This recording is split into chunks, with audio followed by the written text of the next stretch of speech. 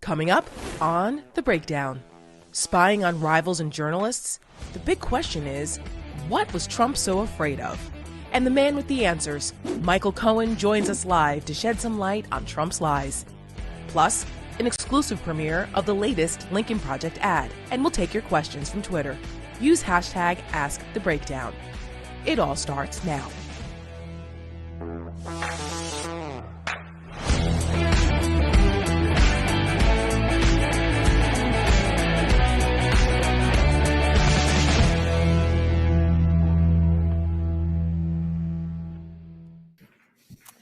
Good evening and welcome to The Breakdown. I'm Tara Setmayer, and with me as always is the Rick Wilson.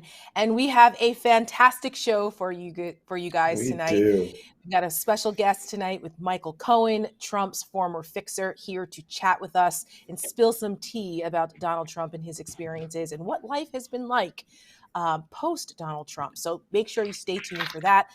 We also have a new Lincoln Project ad that we will be debuting later on the show. So make sure you stick around for that.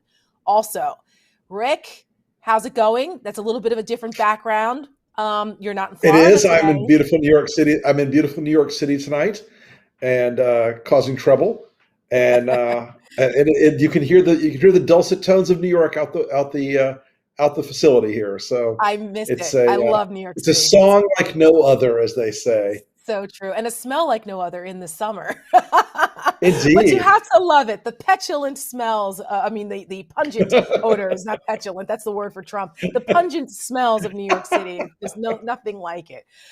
We just watched The Heights over the weekend, which was an excellent musical, by the way. Despite however you feel about the political message, it was really, really well done. I encourage people to watch it. Anyway, before we get started tonight, if you have any questions for us, always tweet us at hashtag AskTheBreakdown, and we will answer some of them later in the show, particularly if you have a question for Michael Cohen. Michael Cohen. It's not every day you get a chance to talk to the guy that was Trump's right hand. And I think it's going to be a fascinating conversation. I'm very excited for it. Also, we have our voicemail back, our old school voicemail system. There's the number. Please call us and leave us a message. You might just hear your voice on the show one day. We have a couple voicemails too later on. All right. So let's set the stage a little bit first before we bring Michael Cohen in with a couple of headlines to break down. There's, besides Trump being in some legal trouble, which I love it because he's a civilian, because he lost the election. There's some stuff that's been coming out. Yes, a little couple things that have been coming out over the last couple of days since the last time we were all together. Rick, we were on the air last week when we first saw this headline about the Justice Department going after secretly the records of Congress, their staff, Don McGahn, the White House counsel, pulling data on their phone records and things. This is incredibly out of bounds. I don't know that people completely understand how inappropriate and borderline illegal this is, what an abuse of power this is. This makes Watergate look like child's play. Tara, I have been contemplating this question all weekend. And here's the fundamental truth about this.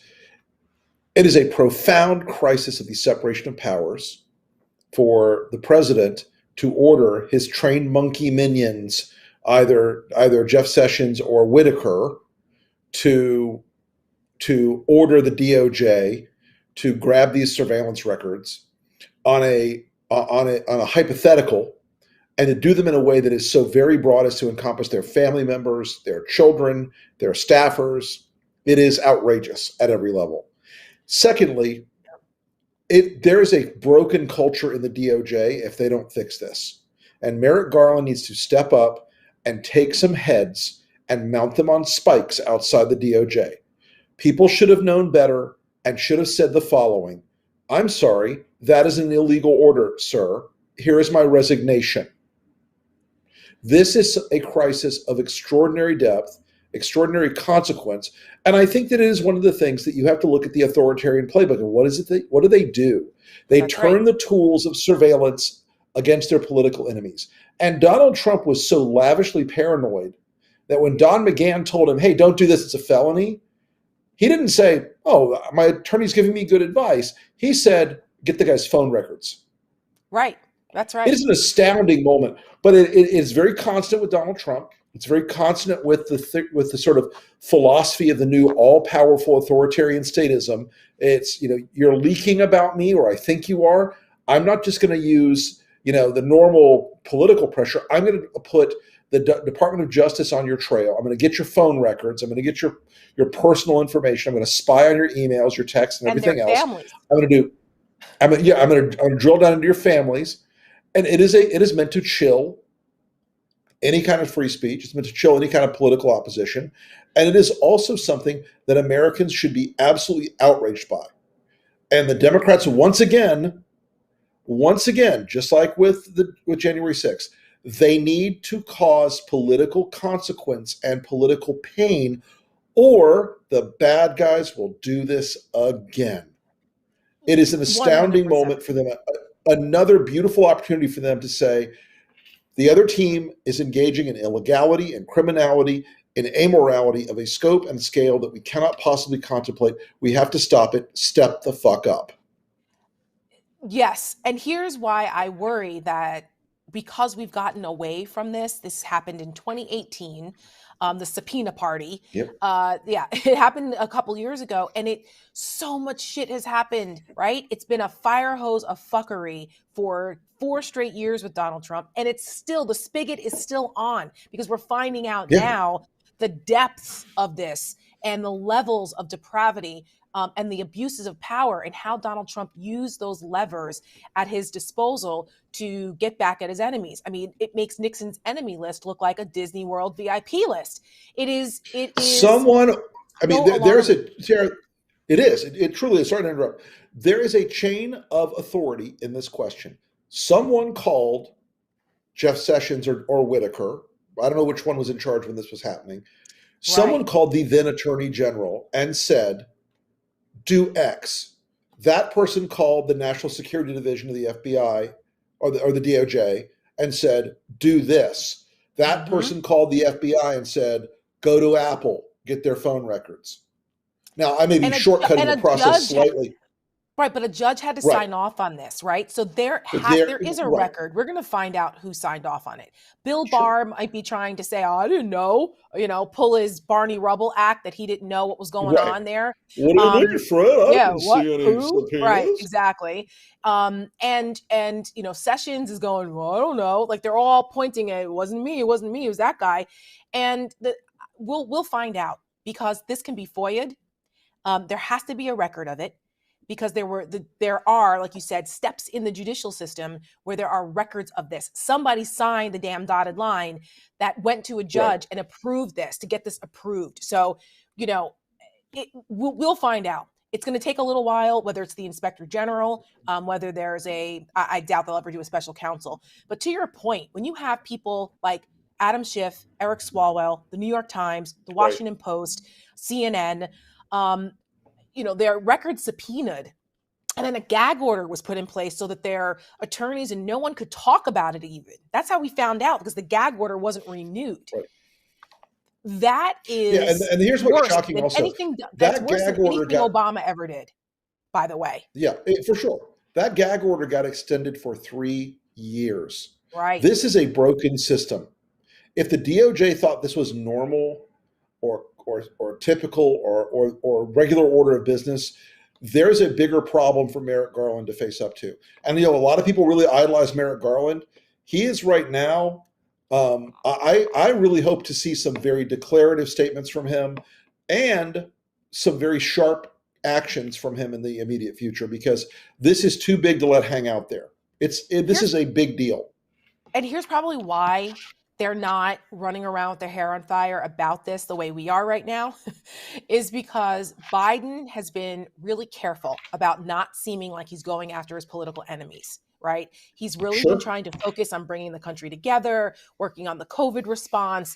He didn't want to see, even though there is a plethora of stuff that they could go after Trump and his people on. Sure. They didn't want that to suck up the political oxygen in the first couple of months of the Biden presidency. And I get that, because there's a lot of stuff that needs to be fixed in this country that they left in the wake of their disastrous No doubt. administration.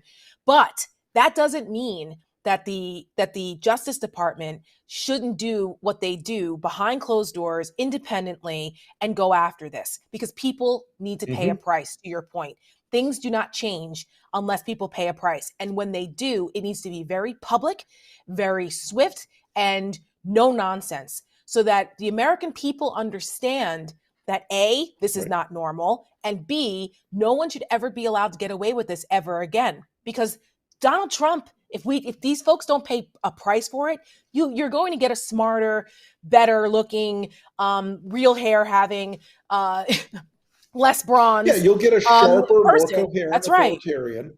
That's right. Who will make it sound normal. And I don't want any president of any party. And I used to poke on Eric Holder a little bit when he scooted up to the line in helping Barack Obama politically sometimes. I used to criticize him very vigorously. But this is what he did was now like the most trivial, junior varsity bullshit compared to this stuff. This is a president of the United States who very clearly ordered the Justice Department to use their power to harm and investigate political opponents, not enemies, opponents. And it is his own staff. And his own staff. Now that shit. I mean, Don McGahn has been like a ride or die guy for Donald Trump this entire time. I'm wondering, how does that guy feel right now? How does he look at his wife and go, hey, by the way, I'm cool with Donald Trump having your phone records and our kids' phone records and all that. It's fine. Don't worry about it. Well, we can ask him because he's now in the same boat as Michael Cohen and many other people who are loyal to Donald Trump that did not get that loyalty in return. So we can ask Michael Cohen how he thinks Don McGahn feels right now. Well, we should do that. In a minute. We have a couple other things to talk about first. Yes, we do. So along with this also, just so that folks understand, that Nancy Pelosi, she was all over the Sunday shows. She said, look, Bill Barr, Sessions, they need to come up and testify. They need to answer these questions under oath before Congress. And she's right, because it's something else that happened during the Trump administration that I thought was another way of, undermining our institutions, was the complete and utter disrespect of Congress. When you issue a subpoena, they're supposed to be enforceable. And the congressional subpoenas are similar to criminal subpoenas in that they are enforceable if you have the political will to do it. Now, if you defy a subpoena in real life, well, you can be arrested, right? If you defy a congressional subpoena, the marshals. Yeah, the sergeant at arms can actually come and get you. But that's only if the speaker decides that that's what they want to do. Well, Donald Trump knew that nobody had the political will to actually do that in Congress. So what did they say anytime a staffer or a cabinet member or someone in the administration was subpoenaed about some pretty serious stuff? Right. They did a big F you to Congress and said, we're not going, including Don McGahn, who should know better. Nancy Pelosi's like, we're going to bring them up here because now you actually have the political will. They're not going to send the sergeant at arms. But I think that they start issuing subpoenas again. It shows people, why aren't you showing up unless you have something to hide? So I'll be curious to see what happens with that. And frankly, I think that this happened under Whitaker. Let's remember Matt Whitaker, this total fraud that was unqualified. Right, because why else would they install someone like him? This guy was like a fraudster. He was running some kind of BS company that was like an infomercial. He ran a hot tub company, and he had a patent on the toilet for people with big dicks. Oh my God. I kid you not. I swear to God. Clearly, Donald Trump wasn't on that order list. No, clearly Donald Trump. Not at least the extra shallow. Oh God! Only on the breakdown. Jokes about Donald Trump. Only on the breakdown, folks. Only on the America, breakdown. You're stuck with us. Hey, they voted him in. We didn't. Right. Oh my God. Anyway, back to like a little bit of a serious thing. So we're talking about this because obviously now that Trump is not in power anymore, that there's a limit to how much damage he can do. He can still do damage. as we see with his rhetoric and what he's doing and what the Republican Party is still doing. But we found out also over the last couple of days that election officials are being terrorized by these Trump maggots and these death threats that they're levying at people. And this has been an overarching theme with anyone who spoke out or continues to speak out against Donald Trump and calls him out. Oh, yes, absolutely. I mean, I've had the FBI involved in some of the death threats I got. When I was at CNN, they used to have the armed security escort me in and out of the studios in New York. I could never tweet about when I was on air until I was done, or when I was in studio, because they were concerned about it. It was insane. I'd never ever experienced anything like that. Obviously, I was undeterred. It didn't work. However, no one who is a public servant should have to think about their family's safety or their own because they're simply upholding their oath of office. And that's what's happening right now. That has become a par for the course, standard operating procedure for people who speak out against Donald Trump, and that shouldn't be. I tweeted this the other day when I saw this, and I said that this contributes to that authoritarian slow burn that undermines our democratic institutions. And we've talked about this over and over again on this show, and we will continue to, because we really want folks to understand that kind of stuff, where the good guys are scared into not doing their jobs anymore, that's how the authoritarians win. And we can't allow 100%. That to happen at all. 100%. At all. So if you haven't seen that story, I suggest you guys check it out, because there are several officials, including Georgia's Secretary of State, Brad Raffensperger, talking about how his family's getting anonymous threats. They've had to have security out there in Arizona. Anyone who's spoken out, it's just this is just insane. And these oath keepers and all these people. I mean, this is not a joke. And these were the same people who were armed and ready to overthrow our government on January 6th. It's all tied together. And what's the common denominator, Rick? Loyalty to Donald Trump. Oddly, it's all about Donald Trump and the big lie every time. That's right.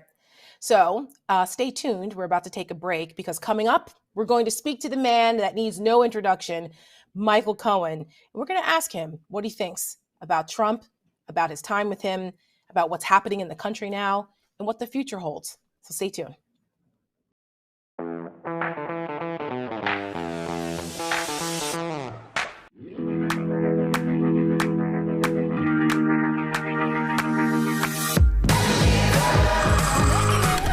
Well, they're burning the house down. Please protect yourself. Vice President, I'm speaking. This is an embarrassment.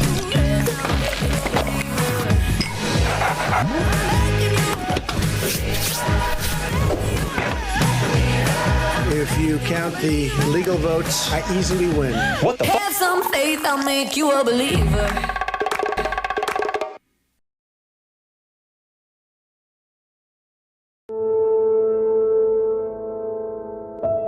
The risk to the American people remains very low. People think that goes away in April with the heat. And this is their new hoax. Over 500,000 American lives lost to COVID-19. It's going to disappear. Thousands or hundreds of thousands of people that get better. I mean, view this the same as the flu. Each one of those lives lost leave a traumatized family behind. We have it so well under control. You will go through a process and you'll be fine. Remember each person and the life they lived.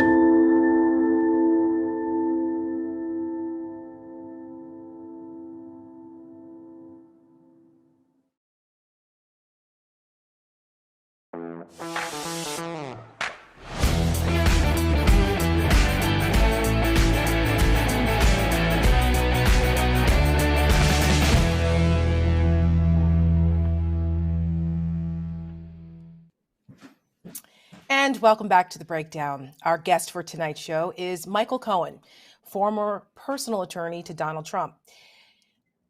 Michael Cohen, are you with us? How you doing there, Tara? I'm How doing you doing, well. Rick? How are you? Hey, Michael, how are you, my I'm doing friend? all right. So I'm hanging in there, my friend, as well. I tell you, Good I to listened see to you. your intro, And you guys are worse than me on mea culpa. I'll tell you that. What boy, that's some great language that you got there.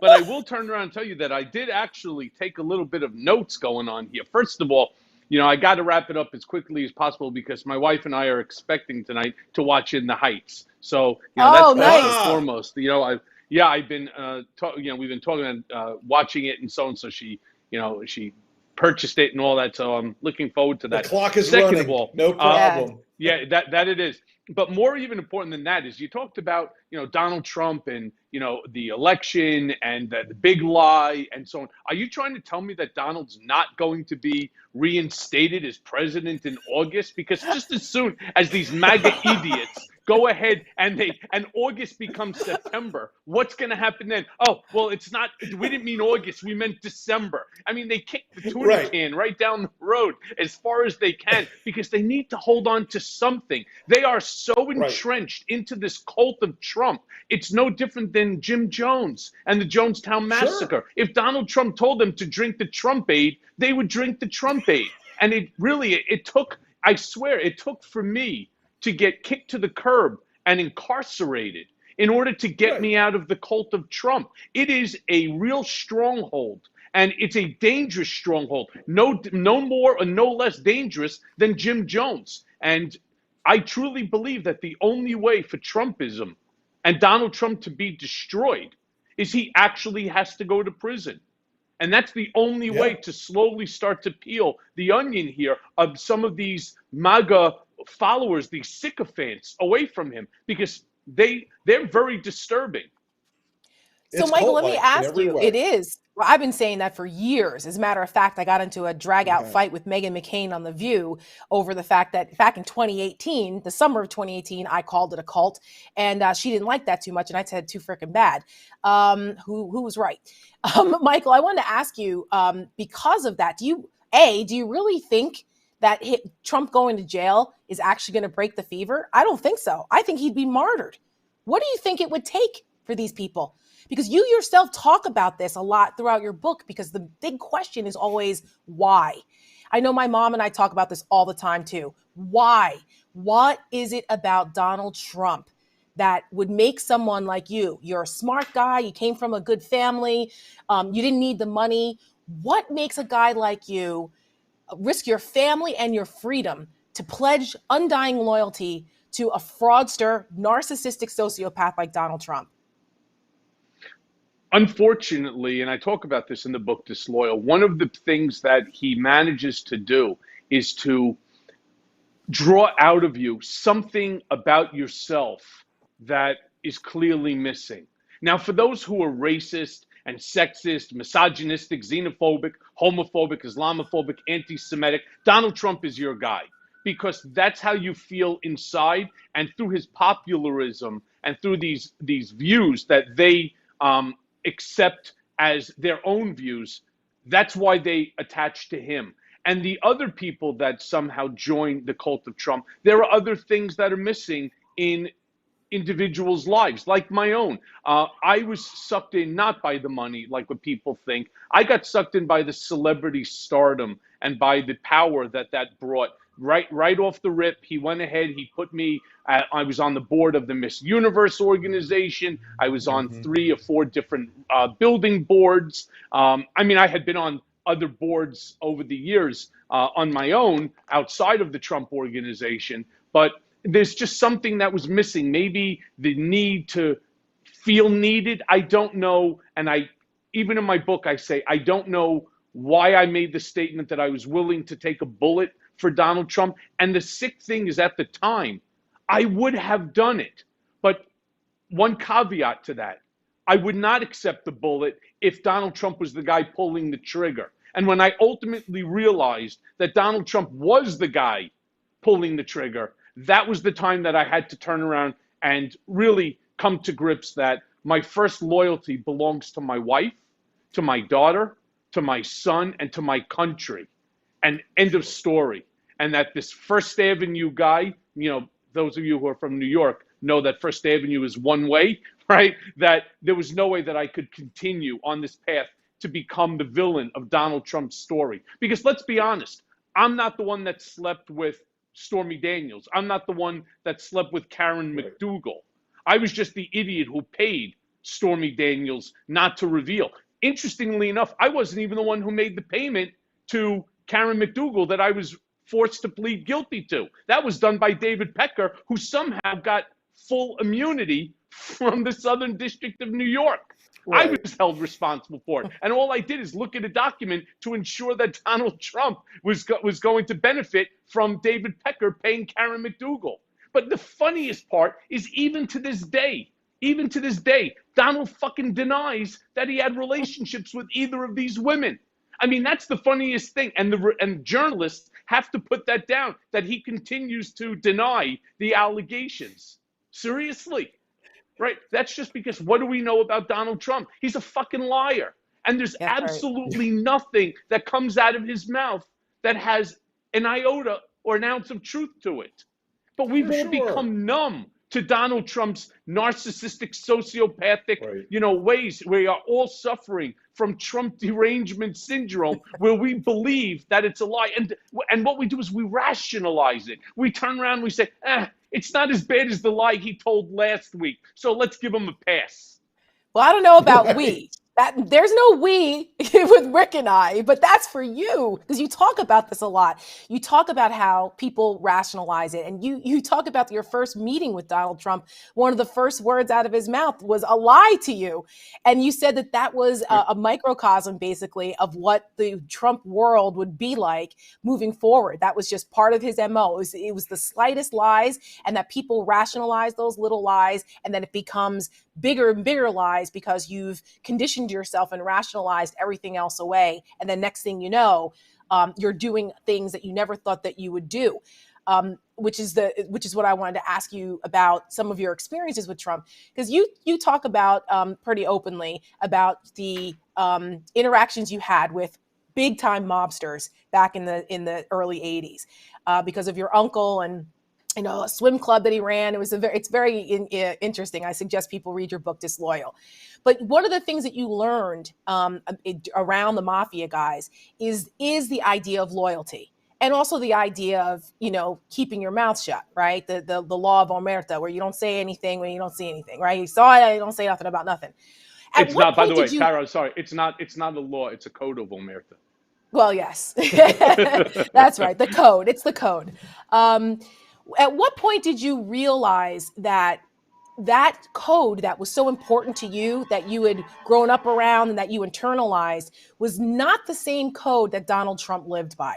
Because you worked for him for years and you saw how he treated people.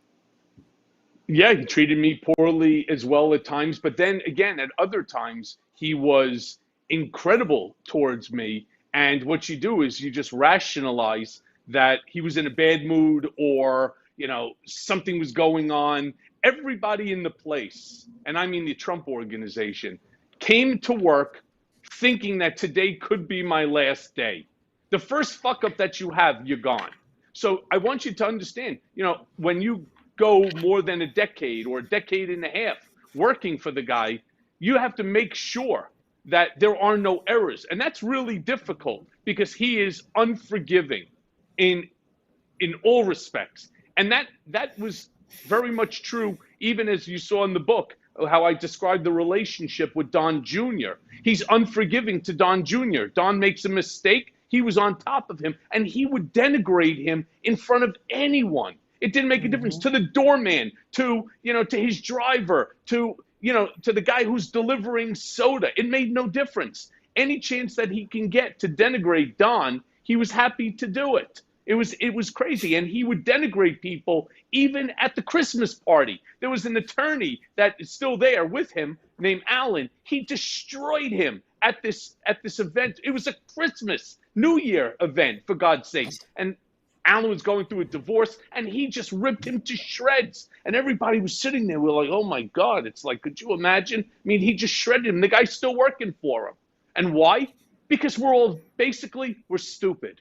There's no other way to describe it. We're just fucking stupid. I mean, and Alan, the guy who I'm talking about, not Weisselberg, there's another Alan, Garten. I mean, you got to say to yourself, He's got to understand that he also is but a stone's throw from a complete indictment for things that he's done, and his name shows up. I mean, it's incredible. If I can give anybody advice that's still there or still affiliated to Donald in any way, fucking run. Just run, right? I mean, go to Russia, ask Vladimir for diplomatic immunity, and get the hell out of here, because they're coming for everybody.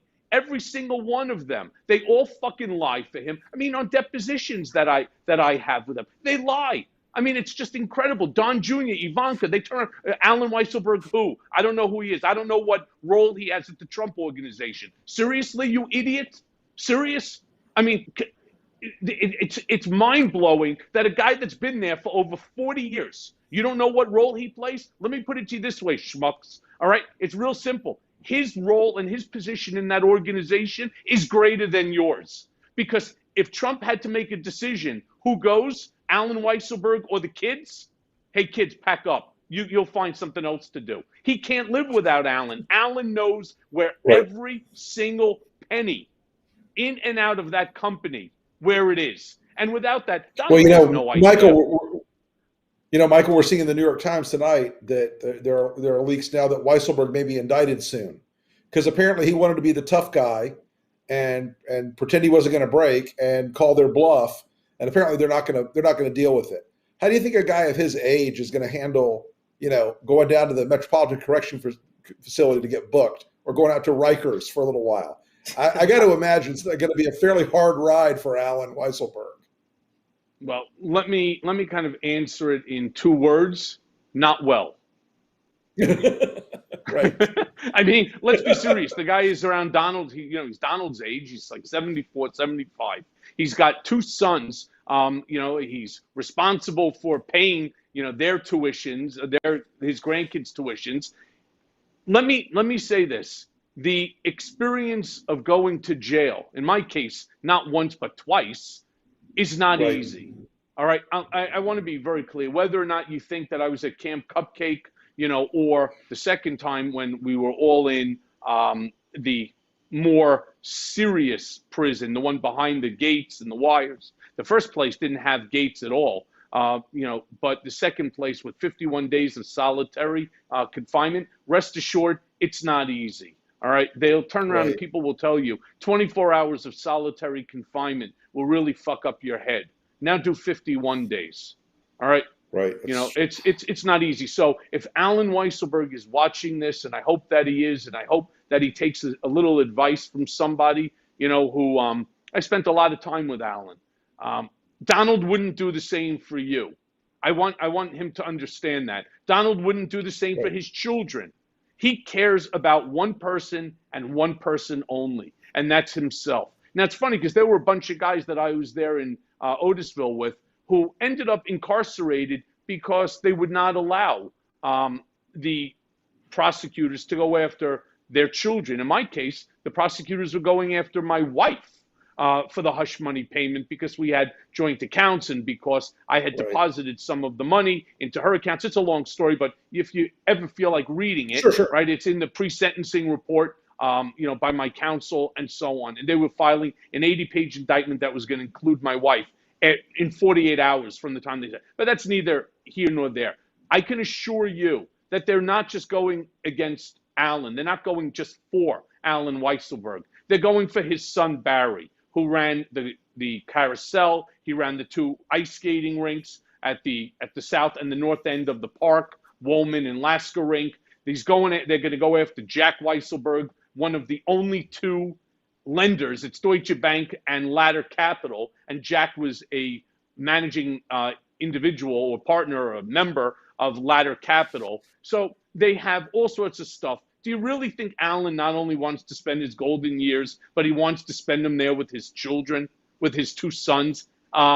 Me think not. Right. So what do you think what do you think he's thinking? Like, why would he go this far? Because he didn't think that there was going to be repercussions. He didn't really think that this was ever going to finally come to fruition. Well, he was wrong. You have to understand, there's a level of arrogance. It's not just arrogance, it's also ignorance that exists at the Trump organization, where people truly believe like Donald, that you're untouchable. He's the Teflon Don. And therefore, since he's the Teflon Don, he's going to figure out how to save me. Well, no, Donald's not going to save you, you dumbass. All right? Donald's going to fucking throw you under the proverbial bus. And when you get run over by the tire, he's going to jump into the, to the driver's seat, and he's going to run over you again to make sure that you're gone. That's just Donald, right? And anybody that thinks differently is just stupid and wrong.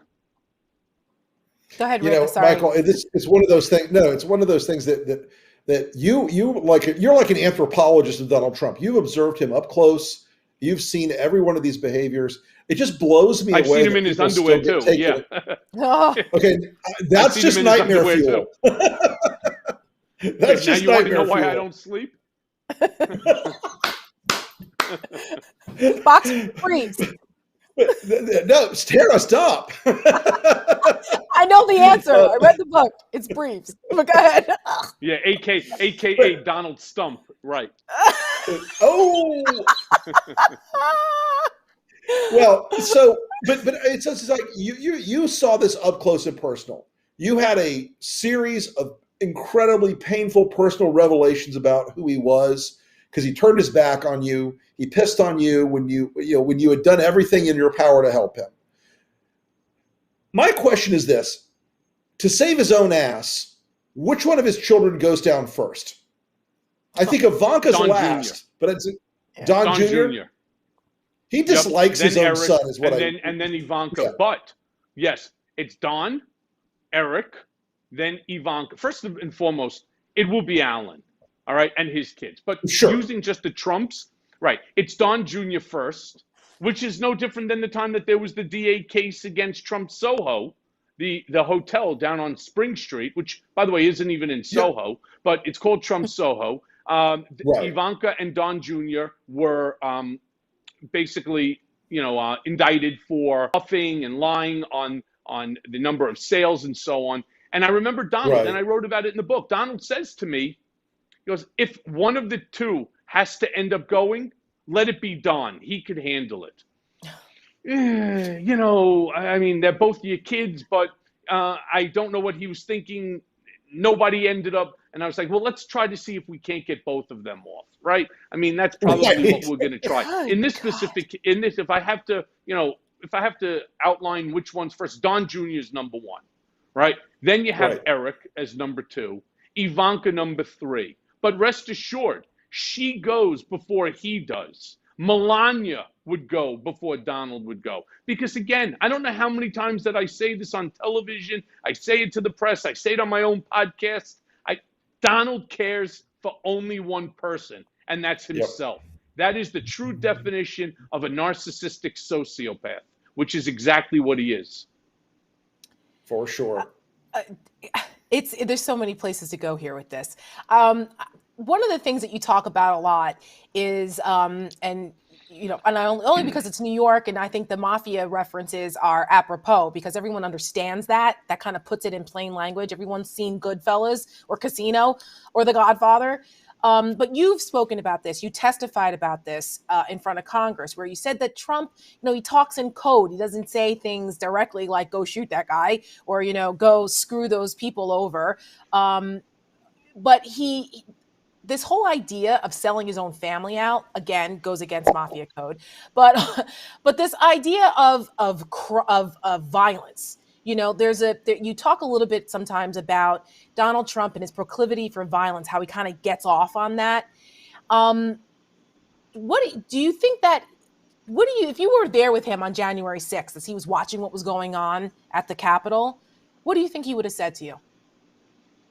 Well, he was, I know for a fact, it's not, I know because I've been in situations enough with him to know what he was thinking and feeling at that time. It was complete and total adulation for the crowd. There they were, his MAGA army, his people fighting for him, fighting for Donald's, right to continue to be the president, which is all that he cared about. You see, and I talk a lot about this as well. Donald never wanted to be president of the United States. I want to be very clear. When we started the campaign in 2015. This was supposed to be the greatest infomercial in the history of politics. It was really all about rebuilding the brand, getting out there, having fun, and getting the name out there to do more deals.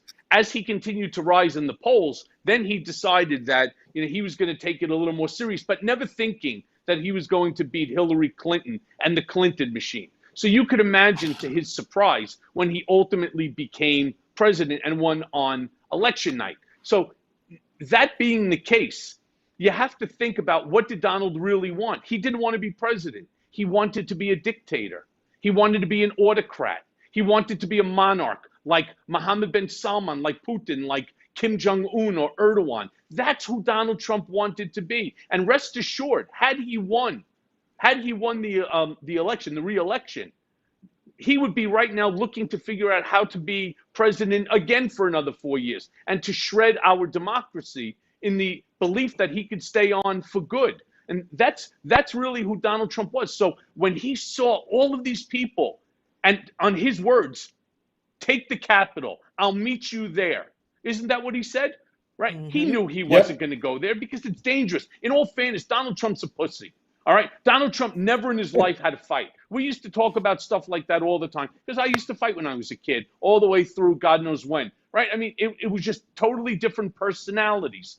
He never had a fight in his life. So when he now sees this paramilitary army with MAGA written flags, 2020 Trump, with the Make America Great Again hats going in the shirts and the whole 9 yards, all doing this for Donald Trump, he was excited from it. This was better for him than sex. Ugh. Well, I think that's exactly right, Michael. And it is of that type of person, that the dictator type. They play the strong man, but they're actually a weak man. They're turned on by watching a mob that's in there in favor. They're turned on by watching people they support or who support them, out in the streets doing violence. Donald Trump is a unique character, but he's not so unique that we haven't seen iterations of him around the world in every shitty, cheap ass dictator, in Paraguay and everywhere else over the years. And he's kind of he's like central casting when you come down to that. The tough guy who's really the weak guy. Yeah, I mean, look, like I said, he's never had a fight in his life. I remember a couple of times when we created, and I was the chief operating officer of Affliction MMA, mixed martial arts, because I participated in the sport and the whole 9 yards. But I can only tell you that we used to talk about Vladimir Putin because our top fighter at the time was Fedor Emelianenko, who happens to be Vladimir Putin's Samba coach. So Donald was like, wait. Vladimir Putin does martial arts? I'm like, yeah. And actually, according to Fedor, he's pretty freaking good at it. He'll ride horseback, former KGB. Vladimir Putin is the exact antithesis of Donald Trump. Vladimir Putin is a guy that likes to get his hands dirty. Donald Trump does not. And, there's a very big difference. And that's where the adulation and that's where the adoration of Vladimir Putin comes in when you're talking about Donald Trump. It's Vladimir stands for everything that Donald Trump wants to be, but knows that he can't be. Right. Michael, one of the things, I noticed Trump is back in New York the last few days, and he's been at Trump Tower. He's all alone basically, and there was only one person outside with a sign, a pro-Trump sign the other day. Do you think he's starting to feel the walls close in even a little bit, like that maybe the 6 was a bridge too far, or does his delusion just like encase him so thoroughly he can't even understand how hated he is, like in this city in particular? Well, first of all, I think he knows that he's despised in Manhattan, as are the kids, which is why Don Jr. moved down to Florida, right? So did Ivanka and Jared. The only one I think that's still left here is Eric. Nobody even knows where Melania and Barron are, right? I mean, for all you know, they're on Jeff Bezos's space shuttle now, up in the stratosphere there. So nobody even knows. And The truth be told, nobody even really cares. But he knows that he's despised. And that's one of the reasons why he walks around Mar-a-Lago, right, which is sort of an insane asylum for incredibly wealthy sycophants that want to sit there and pat the fat ass of Donald Trump. Why? I have no idea. Some of these people are so rich that they could burn Donald's money and still be mega billionaires. And why they want to sit there and placate this dumb fuck, I have no idea, because they don't need him. You know, in Yiddish, they say a lachem cup, right? A hole in his head. That's what these people, it's like a lachem cup. They don't need him at all. He offers nothing to them other than hanging out with a guy who, again, is a fucking racist. And he's sexist, and he's everything else that I said. He's xenophobic and homophobic and Islamophobic and anti-Semitic. He's all of these things. So why in the world would you possibly want to sit there, associate yourself? Why would you want to pay $250,000, $300,000 for a bond so that you could sit there and when Donald walks in, people stand up? You see, and I also say this a lot too. Donald Trump needs adulation. He needs adulation 24/7, like the way that we need oxygen to breathe. He needs that. So when he hangs out at Mar-a-Lago and, you know, he times it, you know, he puts his bronzer on, he takes the sweep, like I talk about in the book, flip, flap, flop, right? And he puts it in his spray, the whole bit, he goes out, he has, you know, and as soon as he gets out there, everybody's clapping for him. It's like Kim Jong-un when he goes out into the crowd, right? If they don't clap for him, then he gets insulted. The only difference with Kim Jong-un, if you don't clap, you end up in prison. Here, you know, you eat your shrimp cocktail and you move on. But why would you want to be in a place that's owned and run by a guy who has the worst fucking traits of any human being on the planet? He lacks humanity. And I don't understand what these people are doing, especially none of them need him. That's the sickest thing. Go to another country club. Right. Well, which leads me to this before we go to audience questions, because, you know, you're so impassioned about this now, right? It's like you've been freed from the cult. You're liberated from all of this because you were right in the middle of it for so long. You were one of these people. And so no, I was Frankenstein. You were the guy, Dr. Frankenstein, and I created the fucking monster. And that's why I always say it's my job to do like what Gene Wilder did. Right, and I need to put Frankenstein back in the box. Yeah, and I think that, you know, the question that I wanted to ask about for people who look at you and they go, you know, yeah, you're talking all of it, but you were that guy. So why the fuck should anybody listen to Michael Cohen? Why should they listen? Why should they listen to you now? Because it's a totally listen. They can feel any way that they want, and they're entitled to that. I'm not proud of myself. I'm not happy with myself. My job is right now to make amends with my wife, put my wife through hell, my daughter, my son, right? The rest of my family. So I have my own amends to make. But on top of that, I have my amends to make with my country. Now, I want to be very clear about this.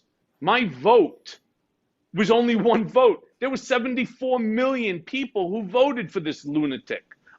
I may have gone out there and I may have sold a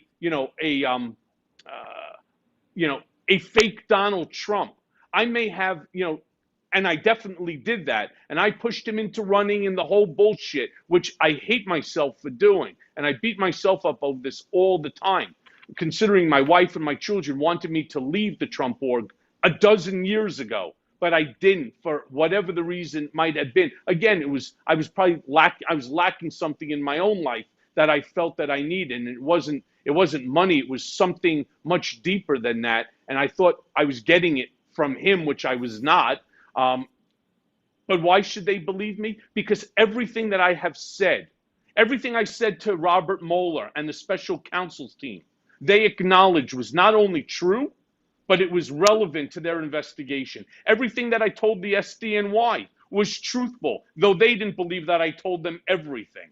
On top of that, everything that I told the House Oversight, the Senate Select Committee on Intelligence, the House Select Committee on Intelligence, the Judiciary, the Attorney General, the District Attorney, every single one of them will acknowledge that every single thing that I told them was true. And I knew that people would ask that type of question. I knew that the Republicans would not do their job, which is to represent their constituents, but to represent their constituents on behalf of America. So I knew what they were going to do, which was to attack my character. How did I know? Because I wrote the fucking playbook. Like I told that idiot Mark Meadows that paraded Lynn Patton out there as a prop, as a black prop, which I found despicable. And if he's watching this, fuck you, Mark. All right. Then on top of that, Jim Jordan, you asshole. All right. So then on top of that, what did I do? I went ahead, but what did I do? I went ahead and I provided documentary evidence in order so that nobody could turn around and claim that these were my allegations and that I was making it up in order to hurt Trump. In fact, you may remember from the House Oversight Committee, they asked me about P-tape, and I told them it didn't exist. And how did I know it didn't exist? Because if it did exist, I would own it. Okay? I had known people looking for that tape for years. All right? It does not exist because it never happened. On top of that, another individual asked me about Donald beating up Melania in an elevator or smacking Melania in an elevator. And I also stated that that was not true. And it's just not true. He never put his hands on Melania, to the best of my knowledge. And if that tape existed, I would have owned that tape as well. So for those items, Republicans will tell you Michael Cohen was honest and truthful. But for everything else, when I said that he cheated on his taxes, that he valued his assets improperly, he devalued them for tax purposes, that he was involved in every single aspect of the hush money payment to Stormy Daniels. It was he and David Pecker that were involved in the payment and the deal with Karen McDougal. That I'm lying about. So, you know, why should people believe me? Because I'm telling the truth. Mm-hmm. Well, we're going to give you a chance to tell a little more truth because we have some audience questions for you, Michael. Well, not too much longer. Don't forget, I got in the heights ready to go. You got the heights. You got the heights. You got a couple minutes. Just a couple for us. Just a couple, because we promised people we would ask your questions for you. And we don't want to disappoint anybody. No. We don't want to. More importantly, don't want to disappoint Laura. So we'll give you a couple minutes and then we'll let you go. First tweet. All right, my question for Michael Cohen. Does Trump have compromising information on certain senators like Cruz and Rubio that caused them to continually support him despite Trump's cruel insults during primary debates? No. So the answer to that is I don't believe so. I've never seen anything like that at all. I mean, you know, they're now making Donald into J. Edgar Hoover. Remember something. Despite J. Edgar Hoover's use of dossiers on individual. J. Edgar Hoover was one smart son of a bitch, and he knew exactly how to play the game. Donald Trump is illiterate. Donald Trump doesn't know how to create a dossier. What he did is we used the National Enquirer in order to put fake stories about like Ted Cruz's father being affiliated with Lee Harvey Oswald, right? I mean, that's not a dossier. That's not going to get Ted Cruz. Ted Cruz is just a putz. There's no other way to describe it. Ted Cruz is he's like the fucking kid in 5th grade that used to take his milk and spill it on his head because he's just a fucking asshole, right? I mean, he's sitting there and he's only worried about his reelection. He's worried that his constituents, based on the numbers of the RNC, that if Donald goes against him, he's going to lose his seat. Then what would he do for a living? The answer is probably nothing, because nobody can stand him, including his fellow senators. Why? Because Ted, you're an asshole. That's right. I don't think his wife can stand him either. He's such an asshole. He is. I call him a fucking insufferable prick, but I'll take do one more question. Then let's go. Let's do one more question. Then we'll let Michael get to the heights. All right. What happened to the taped conversations you had with Trump? I assume you recorded Trump as insurance. If he took you down, you take him with you. Yet tapes, no tapes, you alone were indicted. Do you have any more tapes? Okay, so let me be very clear to this entire audience. I have said this before, so that just means the person wasn't paying attention. But I had recorded Donald once, and only once. If there was anything else that I had recorded, that would have come out, it would have already come out, because all of those tapes happen to also be in the possession of the Trump Organization. And I didn't tape him as a insurance policy.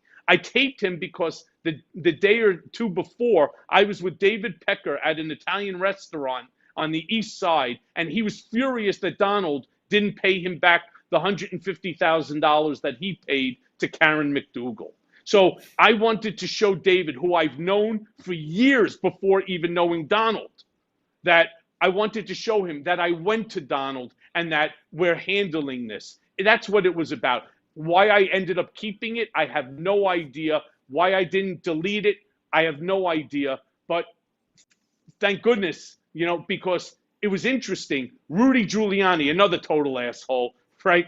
Talk about a guy who's being thrown under the bus that's going to end up really maybe sharing a cell with Alan Weisselberg, right? Yeah, is going to be Rudy. I mean, Rudy turned around and made an allegation that he's done thousands and thousands of transcriptions. Meanwhile, on mine, it was an error. I didn't tell Donald to pay in cash. Donald was telling me, can we pay in cash? And I'm saying, no, we have to pay by check, right? I mean, first of all, that goes right to the whole issue of where did he get the cash from?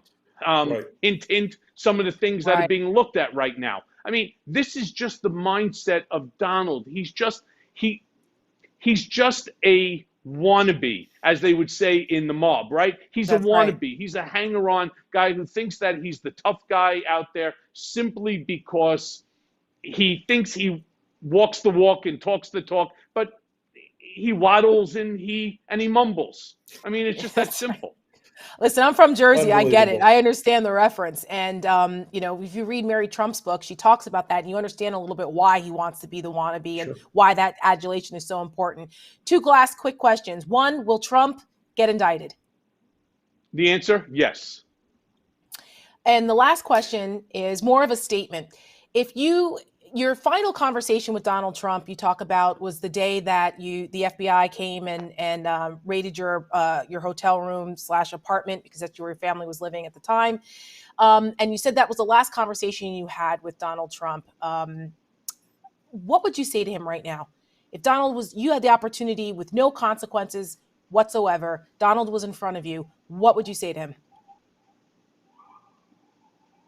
Wow, that's a great question. First of all, it would probably start off with "fuck you." All right, I gave you everything. I protected you. I protected your wife. I protected your kids. I protected your company. The fact that you threw me under the bus the way that you did, right, to me is inexcusable. But at the same time, you may find this interesting. At the same time, I would actually say thank you.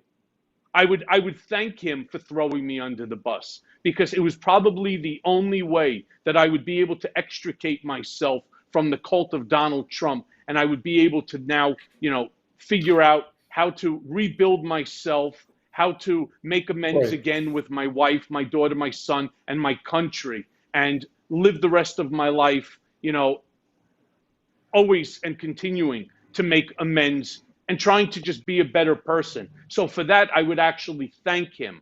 So there's a juggling act. Fortunately, I do know how to juggle. Sure. So, this would be, not a 3-ball juggle. This would be a 4-ball juggle. Well, Michael, I appreciate it. You know what? I've said this before, Michael, but I wrote some hard stuff about you, but you have been born again in this thing. I think we've all had a big journey here. I admire how much you've faced up to this thing and you have been one of the sharpest, clearest voices on this. Folks, check out his book Disloyal and his podcast, the Mea Culpa podcast. I've been on it before. It's a hell of a lot of fun. And Michael, thank you so much for being with us tonight. And we really appreciate it, brother. Yeah, thank you very much, Rick. And Tara, we're going to have to get you on the show too. Please, it'd be a great time. I do want to ask you, Rick, if I can turn the tables for a quick second. Sure. So yes, you were somewhat critical of me a while back. What would you say was the most critical thing that you said about me, and why? You know what? I think it was when you got raided, and I was like, this dumb motherfucker never saw this coming. How could he not know they were going to just leave him out? I mean, I was like, you're a smart guy. You got cunning. And I was like, how did he get fooled by these fucking people? How did he get tricked by this guy? Because you're an operator and you know how this shit works. And it's like, but until you look at Trump as a cult, you can't see how you can't predict behavior correctly. I thought you knew. I thought you were in on the game, but you were part of it. You got sucked into the mental space that he creates, the crazy town. Yeah, I mean, all you have to do, Rick, is take a look at people like Kelly McEnany, Bright, Harvard Law. Take a look at guys like Jared Kushner, who comes with his own money. And then you turn around and you take a look at even Don McGahn, right? Sucked in. Don McGahn's full of shit. And you're going to find that, that's the thing. Buddha said it, right? There are three things that rise: the sun, the moon, and the truth. The truth will come out. My real story, what happened to me, will come out, right? All of the inaccuracies by the press will come out. For example, I wasn't at the hotel because I was on the lam 2 blocks away from my apartment. We got flooded out by our next door neighbor above us while we were away, on vacation, visiting my daughter in London. So the answer is there's so much untruth. And that's something that Tara brought up in the opening about Captain Chaos. Every day is a fucking shitstorm by this man. Even the fact that he's out of office right now. There's a shitstorm that this guy creates every single day, and he doesn't stop, nor does he intend to stop. Why? Because he's grifting off of the chaos, right? The guy pulled down $150, $240 million, but he's got to give back a bunch because he was even robbing his own supporters, right? With the, with the ongoing continuous monthly payments that he has to give back. People don't realize that they're being played by this guy for a fool. So a fool is playing a bigger fool, and that's Donald Trump in a nutshell. So folks, if there are anybody who is on the fence between right and wrong, you got to step away from Trumpism. You got to look to somebody like a Joe Biden who's trying to end this divisiveness between Trump supporters and non-Trump supporters, to put America back on track, to get rid of the chaos. But, and in closing, I'll say this, he better do something, because he's destroying an opportunity for the Democrats, to really take hold of this country and make it right. And Merrick Garland the same, and Lisa Monaco and the rest of the Department of Justice. Absolutely right. They need to step up. Right. They need to be a little more Trumpy, and they need to turn around. They take the gloves off, and they need to go after him, because only the Department of Justice can put an end to Trumpism. That's right. Agreed. Absolutely. Michael, thank you so much, brother, as always. We appreciate you. We'll talk to you again soon. All righty. Thanks so much. Enjoy the heights. Well. Yes, it's good. I'm going to go. You. Thank you so much. Thank you. I'll let you know how it is. Bye, guys. See ya.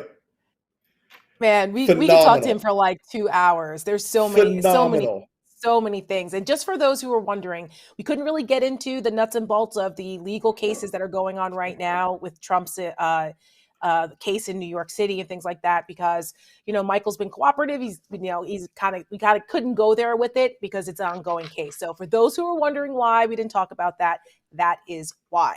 So stay tuned. Right. We went a little long with Michael, but we still have our new Lincoln Project ad to debut after we take a quick break, and then we will. I think we have a voicemail or two too. So we'll be right back.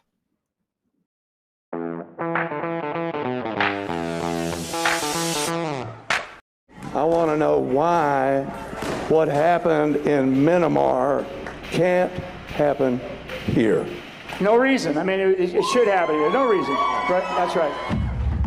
America has crossed a line. The Republican Party believes in ending the American experiment, led by a man obsessed with power and money, who will say and do anything to seize control again. This election was rigged. To punish those who oppose him. His followers don't just disagree with us. They've got something worse in mind. We know what national populism and authoritarianism lead to. Every time. That's what this is all about. That's why we will never compromise with this evil. We will never step back from the line, because we believe in America. Are you in this fight? Or have they already won?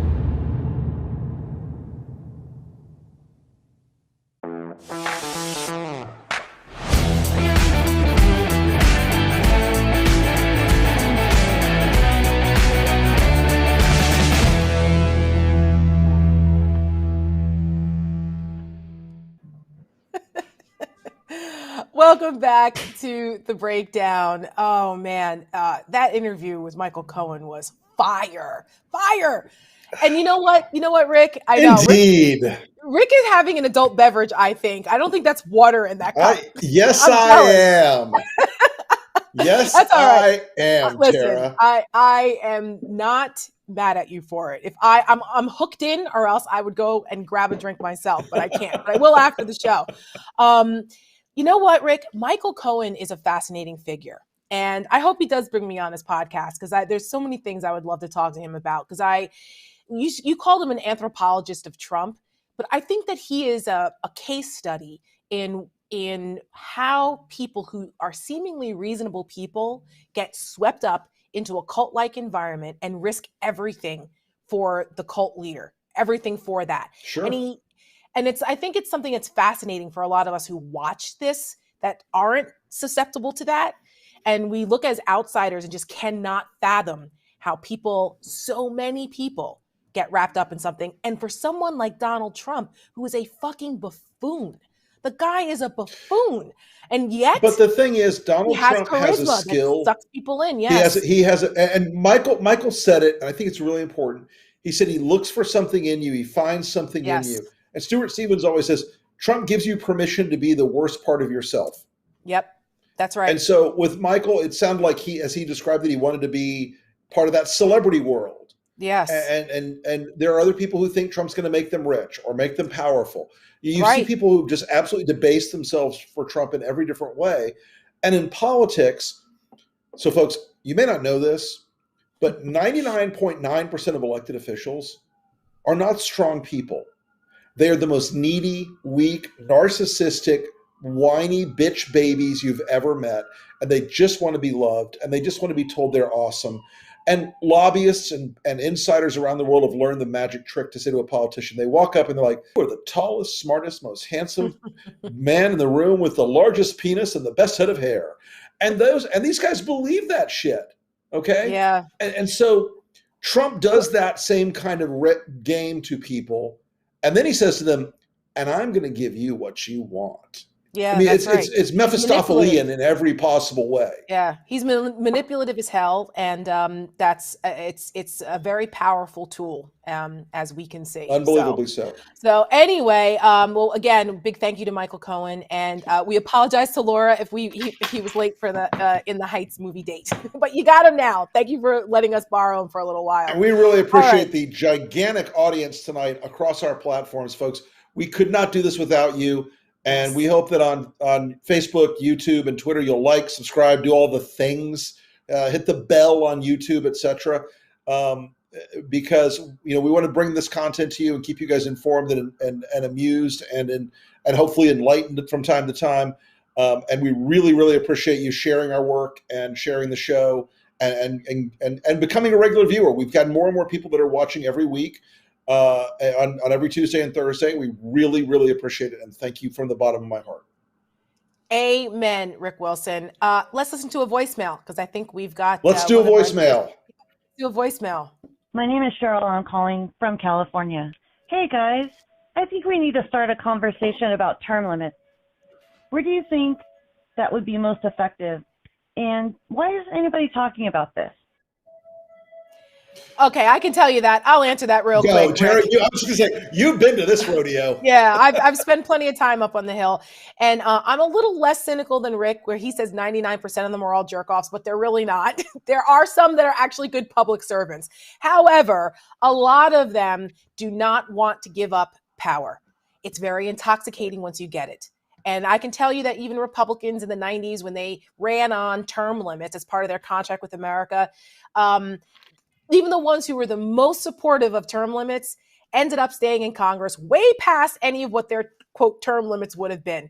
It sounds good, but most of them do not want to give up the power once they get there. So that's the real reason right there. Term limits are good for some things, though. Like, I think Supreme Court justices should have term limits, but that's another discussion. All right. Do we have another voicemail? Yes or no? Guys? Okay, we're going to premiere our ad instead, which is really, really excellent. So here is the latest Lincoln Project ad exclusively tonight on the breakdown. Check it out. Donald Trump is telling reporters he'll be back in the White House in August. Reinstated. The election overturned. President. Again. Trump thinks the big lie will put him back in the big job. Yeah, Donald, we have some bad news. Not happening. But the Lincoln Project is here to help. If you miss the White House that much, here's how to get back there. Visit the official website of your Congresswoman, Lois Frankel. Select Help Center, then Tours and Tickets. Next, select the tour that you're interested in. The White House. Enter your travel dates and contact information. Make sure to submit your request to Representative Frankel no less than 21 days in advance. And remember, White House tours may be subject to last-minute cancellation. Plan ahead. If you need further assistance, Donald, just reach out to the Lincoln Project. We are always there for you.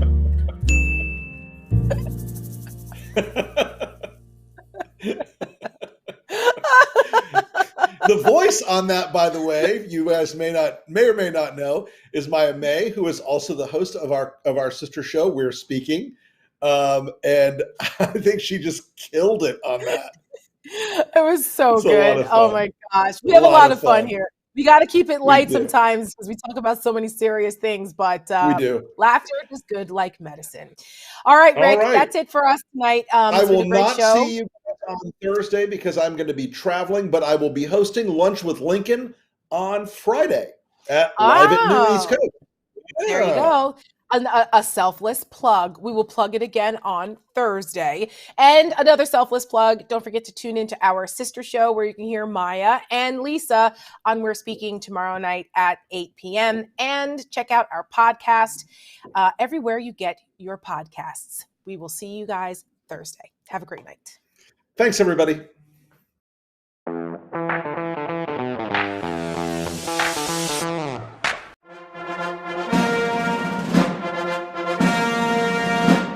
This is just all fluff and happy talk. I miss Trump. Don't ask me to get inside the mind of a liberal, progressive, socialist Marxist like President Biden. I don't know what you tell the people that live at the southern border. I guess they better arm up and get guns and be ready.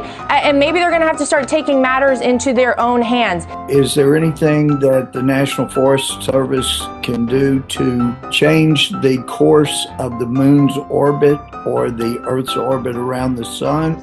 Obviously, that would have profound effects on our climate. I would have to follow up with you on that one, Mr. Gomert. Google took away his Gmails and his Google Maps. I miss Trump. The White House told me 3 days before, we're going to have you lead the march. The Secret Service will lead you to a point, take you out of the front row, and lead you to the place where they want you to start the march, and Trump will tell people, go and I'm going to meet you at the Capitol. There's been information circulating in various places that would show that Trump won 410 electoral votes, even carried California. I think that's right. I miss Trump. If they're trying to interfere in the audit in Arizona, does that make them an insurrection because they're trying to stop the verification of the certification of Jim Crow Joe? I know contractors better than anyone. They're very brilliant. They may not read or write in some cases, but you know what? They're smarter than the rest. They're smarter. I miss Trump.